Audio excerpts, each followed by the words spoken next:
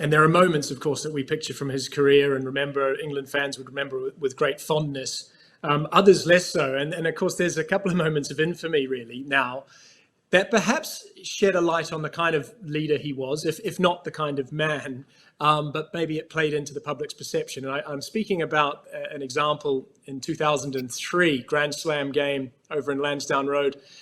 By design, by mistake, who knows? Jono lines up on the wrong side of halfway to meet the Irish president ahead of the anthems. That's where the Irish team are meant to be, to paint the picture. That bumps the Irish team further down towards the 22. There's no carpet for the president. Jono refuses flat out to move. We can laugh about it now. He's a chorus of boos, 60,000 people at Lansdowne Road. And what does that tell you about Jono? Because, someone else might say, quick nod of the head, apologies, I got this wrong. Come on, fellas, let's just go 10 metres that way. He wasn't for moving. 100%. And when that decision's kind of made and happens, the rest of the squad, no matter what your thought is, I'm staying too, right? We're one team and all of that. And I wasn't involved in that game, in that Six Nations, and I was sort of witnessing it on TV. And, I was kind of cheering him on and celebrating that. And what I didn't realise is that it would cost me in business later on when I'm trying to do business with the Irish. All they can do is bring up that moment and said, "You're captain." So it's costing me dearly in life later on. But yeah, I mean, that's absolutely symbolic of Jono, and he felt that they were wrong, and no person was going to tell him otherwise. And I think sometimes it's, when you're winning all the time, you can be, polite and kind, and you want to be sort of well liked. But the truth of the matter was, we lost some big games, and this was a big game. And it was kind of the moment to say, no, I'm not taking anything here. I'm not conforming to what you think. And we're here to do a job, and we need to win. And that's absolutely symbolic of Jono, that one. And you probably say he was wrong, and he didn't mean it to happen or whatever, but never let the truth get in the way of an amazing story, right? Absolutely. Well, Andy, we really appreciate your time and a little stroll down memory lane for one of your great teammates and truly one of the great Six Nations leaders, Martin Johnson. So Johnson, obviously that type of captain that we associate with that stoicism, with that stubbornness, with that grit, with that hard exterior. Ronan, you were a teammate in 2001. You were an opponent on many an occasion.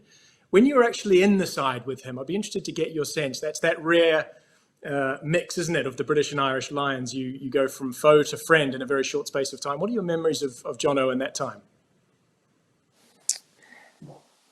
They may surprise a few people, but it was an exceptional time for me. I suppose, giving you a little bit of context, I was probably a rookie fly half who got picked with Johnny Wilkinson and Neil Jenkins, got selected ahead of Gregor Townsend probably to go on the 01 tour. Completely inexperienced, so I was way out of my depth, but I just soaked up as much information as I could on that tour. And I think you're talking about some of the greatest English players and leaders of all time, because if I just give you a little, down the back of the bus, you had Martin Corry, you had Lawrence Dallaglio, you had Richard Hill, you had Neil Back, you had Martin Johnson, and that's only speaking about the, back row, and with Ben Kay in the second row, and Matt Dawson at 9, and Johnny Wilkinson at 10. But I was so pleasantly surprised, obviously, because at that age you're probably more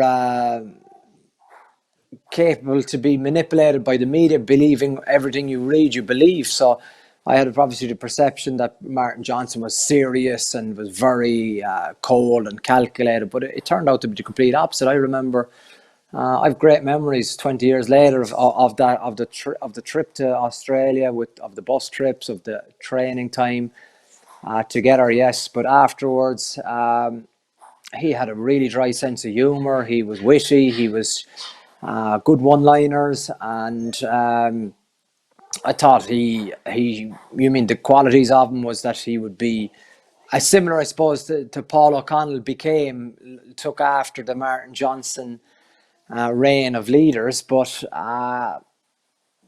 that would be completely underselling them or giving them a title they do not deserve. I thought Martin Johnson was extremely well rounded, and his personality was very joyous at times. I think he set great conditions for all of us to experience a great tour. Do get involved in the comments section below and join the debate. Rate, review, and subscribe. And we hope to hear from you soon. See you again soon here on Rugby's Greatest Podcast.